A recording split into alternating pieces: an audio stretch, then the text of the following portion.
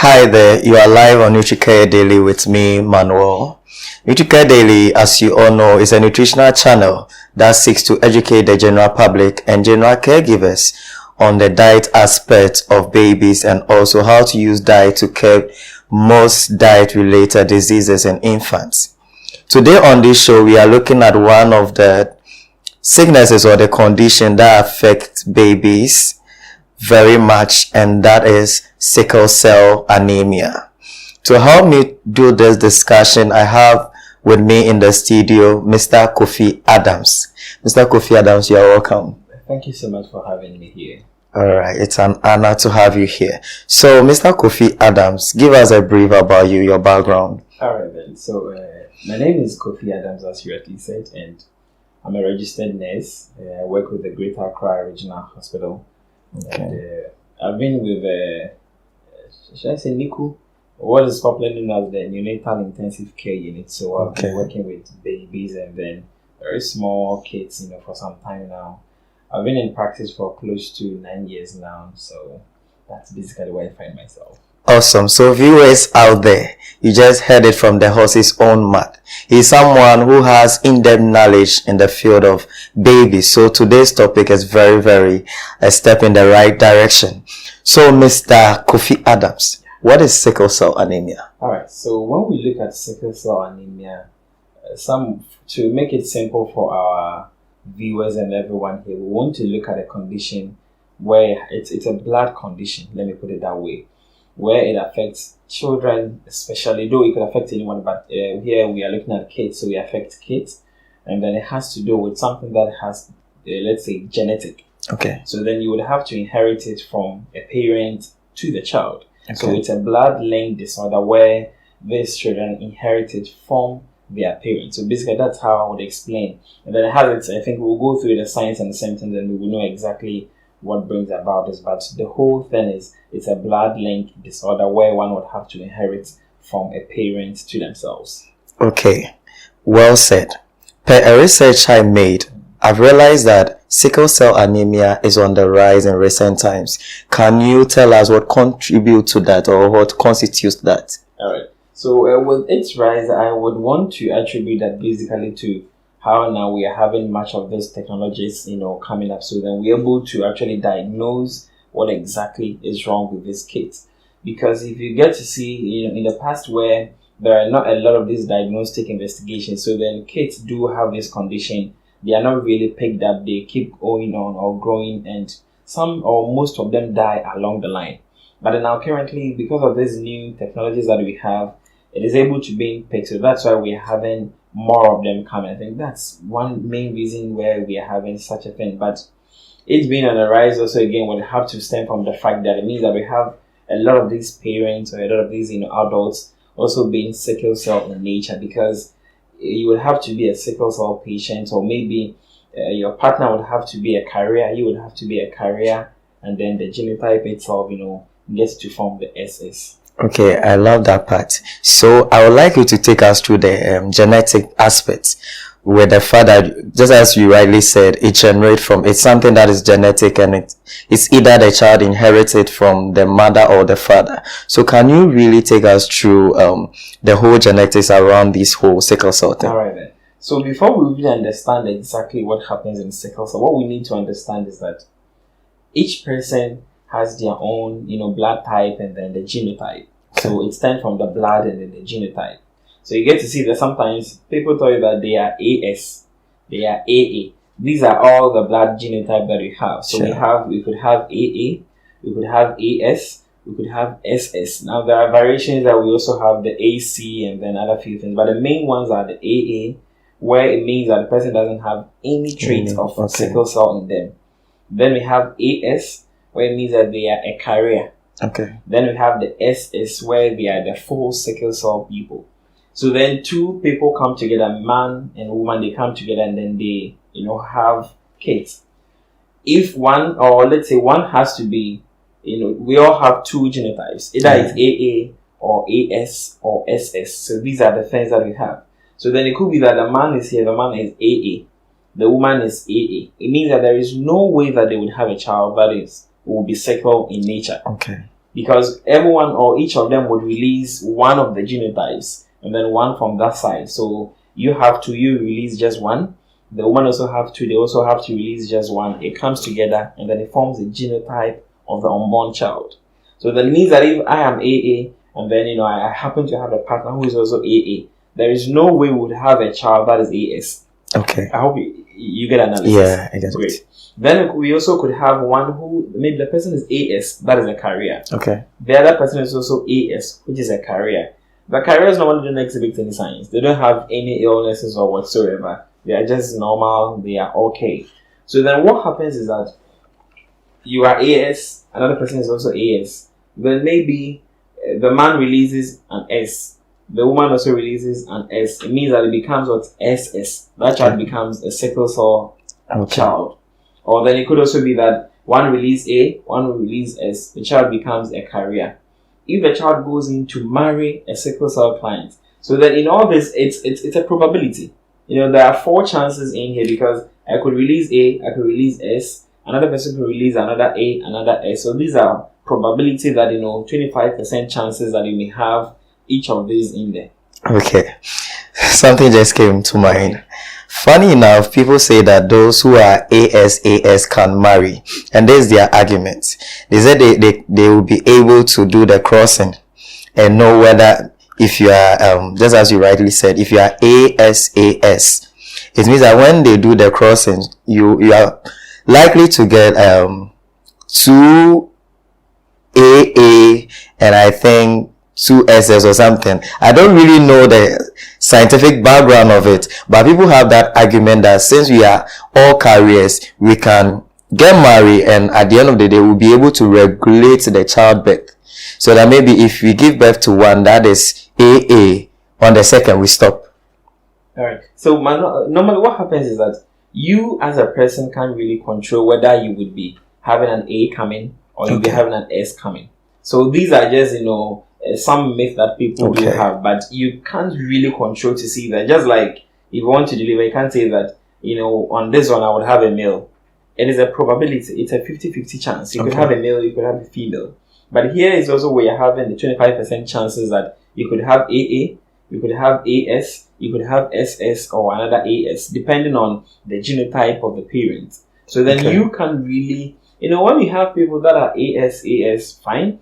We would advise you, look at the chances. We try to draw the genotypes, the likelihood that you may have AA, you may have AS, and you may have SS. They're all 25% chances. So then you would have to decide how far you want to go and perhaps, just hope that you would have an AA or even an AS. Okay, so viewers out there, now the line has been drawn. So you have the final say whether to stick to that partner who is AS and you also being AS, or you part ways for the sake of your kids and their future. Okay, so having said that, what are the possible signs and symptoms of sickle cell anemia? All right. Because you've already spoken about the causes of sickle cell anemia. So basically, one of the major challenges within the people with our children with sickle cell is that normally we have the blood groupings, and then it means that the blood cells or red blood cells, that means the red blood cells itself, they look a bit sickling in nature. If you know sickling, the thing that we used to harvest cocoa, it has that kind of shape, right? Normally, it brings about so much pains when they have crisis. They have these joint pains. The children are easily prone to infections because they need to have these red blood cells staying in them for a longer period. So normally, ideally on a normal day, the red blood cells will stay for about 90 to 120 days. Then they will die off and new one comes in. They helps to the body to fight against infections. But when it comes to sickle cell, it's lesser. Sometimes within 20 to about 30 days, the cells are, they die off and then a new one needs to be formed. And in as much as the body's own mechanism says that they have to be formed in 90 days, meaning that they are lacking red blood cells in there. So then when they are prone to infections, there is severe pains, they easily fall sick, they look a bit weak. Their immune systems are also very weak, and then most of them don't really get to put on so much weight as we want, especially because in children, for instance, it is the weight of a child that determines how well the child is growing. Yeah. So then you may be feeding them as much as you want, but the weight is not coming up. And then that is an indication that the child is not growing well. So these are just a few, and aside the other symptoms that you may likely to see due to infections that in the child. So talking about weight, what is the weight at which you will be able to ascertain whether the child is in the danger zone of sickle cell? All right. So then we have the normal birth weight. Okay. So then from 2.5 kilograms upwards, the normal. So 2.5 to about 4.5 is a normal kilogram for a child that is born today. So then based on your weight that you have, within about a month, you should double your weight. Or some will say within about 2-3 months, you should be able to double the weight. Okay. So then if the child is born and is about 3 kg now, and in 3 months, the child is just about 4 kilograms. So it means that the child is not growing well. Sure. Because we expect that it should double your age at a certain period. So it depends on the weight of a child when the child was born. Okay. One thing too that I'm still battling with is, how will a parent be able to decipher between marasmic kwashiorkor and a sickle cell child?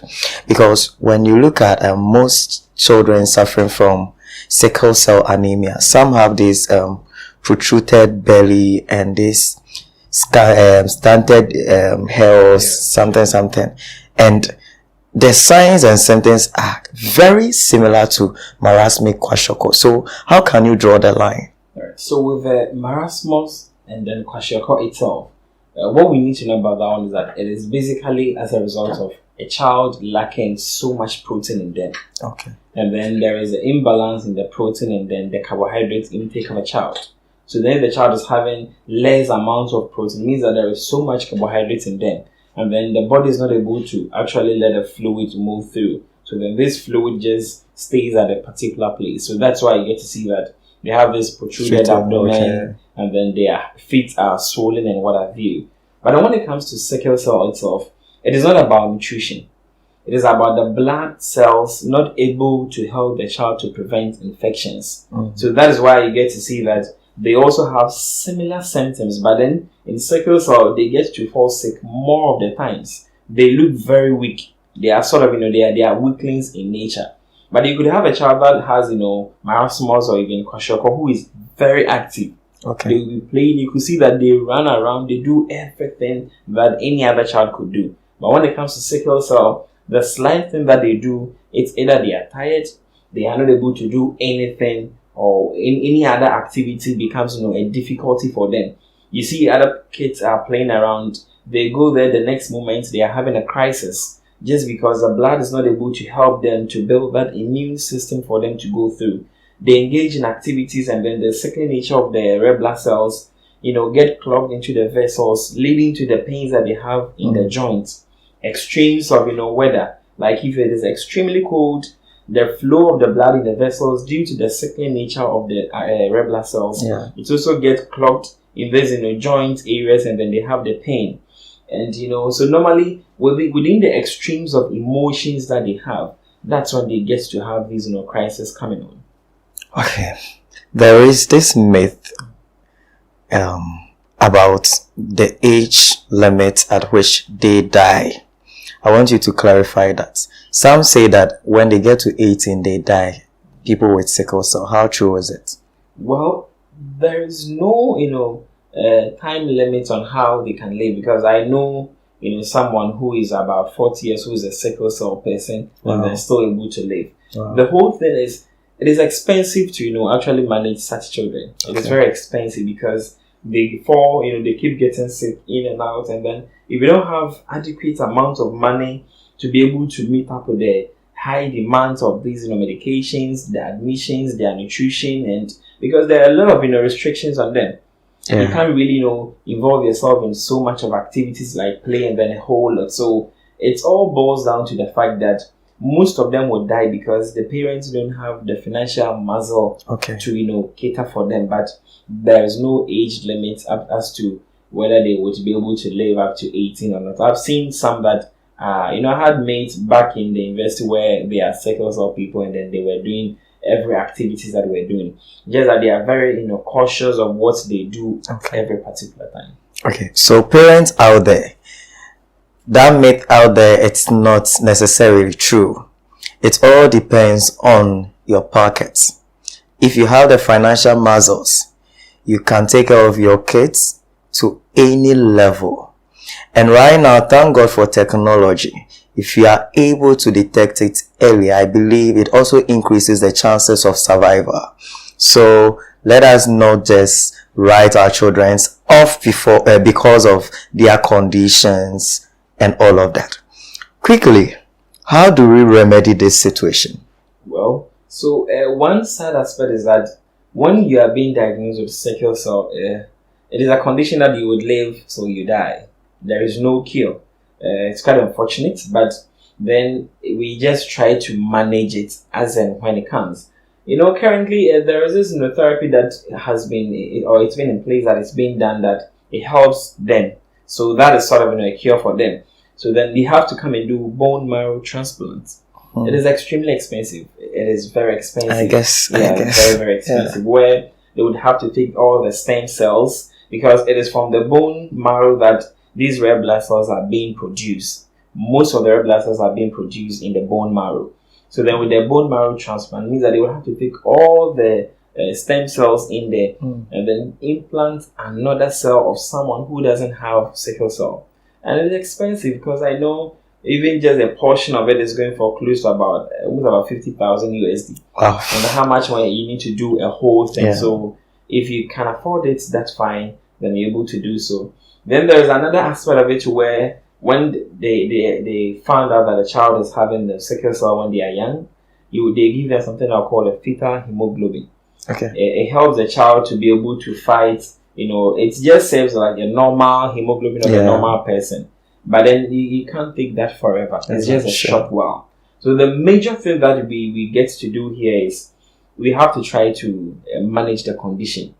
As and when the symptoms come. So we call that on the symptomatic management. Okay. So as and when the symptoms come, so if the child reports with headache, then you treat the headache. If they report with any fever, you treat the fever. If they report with any infection, you treat the infection. But the major thing is they will have to try to hydrate more often. Take a lot of fluid as and when.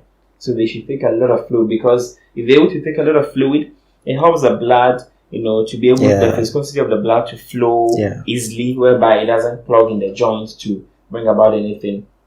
Then aside that also, they should also look at other few things about, how well or the kind of play that these children go through. Okay. Because it's difficult, in children, it's difficult to really manage their play because he sees that, or she sees that one child is playing there. Why is my mother saying that I can't play with them? So then just try to manage how they play, watch the rate at which they get infections. If you're able to watch these few things, trust me, they live a fulfilled life. They could do whatever that, they want to do in life. Okay. You made mention of when a child may be suffering from headache, you treat him for headache. Any other infection, you will treat him. The question is, those treatments that you keep giving them, won't it weaken their immune system? Well, it wouldn't necessarily weaken them. As I said, remember initially I made mention that they keep falling sick in and out. So that is what we mean by the symptomatic measurement. Yeah. So when it's this kind of condition, they come to the hospital, they are being treated for accordingly. So it wouldn't really weaken the immune system. We rather would want to build their immune system. What we want to avoid is the child is sick and the parents stay in the house, try to treat them in the house. Okay. That is where there is a bit of confusion in it, because when they come, we take them through some lab investigations to know what exactly is the problem with what they are facing. Then we treat as it is. So it wouldn't necessarily weaken their immune system. Okay. In your submission, I didn't hear anything related to diet in checking or remedying the situation. Is there any part where diet plays a role in a sickling child? All right, good. So, and even not about sickling child or general well-being of a child, diet plays a major role in here. It plays a major role because let's even look at it from the aspect of a normal child, where they keep growing. When they come to the hospital, especially when they start the child welfare clinic, from after 6 weeks that they are being discharged from the hospital and then they start the child welfare clinic. When they come, we monitor their weight. And then the main thing that is a determinant on their weight is how well a parent is feeding them. Okay. So with sickle cell, though we don't have any specific diet for them, it's just a normal diet that we are looking at. You would have to ensure that you're giving them a good proportion of all the food nutrients, okay, the carbohydrates, the proteins, the fats and oils, vitamins, fruits, vegetables, and then especially with water. As I said, they need to hydrate more often. So then they don't have any restrictions on the diets that they could have. They could have any diet, but then make sure that you are feeding them well. Because in children, if you are not really particular about how well you are feeding them, they happen not to really eat well. Yeah. You as a parent, you as a caregiver, you would need to ensure that you are feeding them as well as you can. So here there are no restrictions on any diet. Just ensure that you're giving them the right diet at any particular time, and trust me, they will be very fine. Okay, they will be very fine. This is how far time will allow us on this show. And before we go, we'd like to thank our guest so much, Mr. Kofi Adams, for honoring this invite and being a blessing to us. So viewers out there, you've heard a lot, and I believe you've also learned a lot. Knowledge, they say, is power. So I believe this knowledge that we've brought to you, you will make good use of it, and you'll be able to take care of your kids, and also make sure you control the rate at which we put our babies' life in the line in the name of love. In as much as you are falling in love and you are entering relationship, one thing you need not to forget is blood test. You really need to go out there, do a blood test, and also make sure that you've done your sickling status check also, so that in that you'll be able to remedy the situation of your future kids. This is how far time will allow us. So I come your way same time next week. It's NutriCare Daily with me, Manuel. Thanks for watching.